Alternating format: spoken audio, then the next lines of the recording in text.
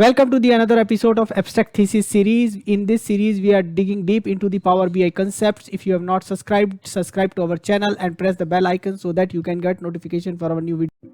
In this episode of Abstract Thesis series, we will continue to discuss the tenant settings.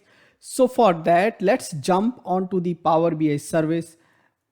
So in Power BI service, under the three dots, we have option for admin portal, and admin portal is the place where we can go ahead and look into the tenant settings. The tenant settings which we are looking forward in today's videos are the audit and usage setting. So for audit and usage settings, these settings are related to audit and the logs. So the first setting which is there, create audit logs for internal activity and auditing and compliances.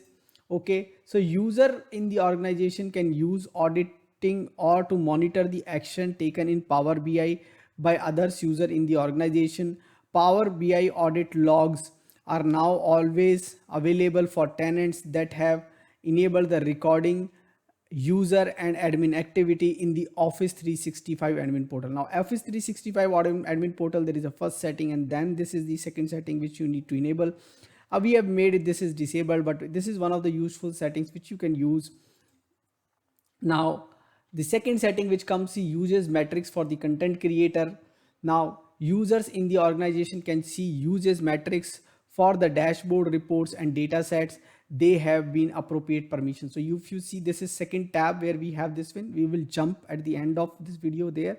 So we will be able to see the users metrics because we have enabled. So we should be able to see this under this users matrices. And then this organization level setting is there. Then is specific security group, or we want to exclude something, accept specific security group, delete all existing users matrix content. This is additional option here. Now if you want to delete the content which is already been created, that's what you can do. So that's what we don't want. We have already enabled it for the organization and we wanted to keep it there. Now one more setting is there, per user data in the users metric content creator. Okay, users metric content creator will expose display name and email addresses of the user who are accessing the content. So whether you want that or not, if you want that, you can enable it, but this depends on the policy of the organization. So comply to the policy before you enable it. We have enabled it, and again there are options like the entire organization, the specific groups you want to, the specific security group email enable list typically you can give, or you want to exclude certain groups from doing this. So these are the settings. And when we talked about users metrics, let's quickly jump on the users metrics in the admin portal. Now sometime it may take a little bit of time for this page to come out.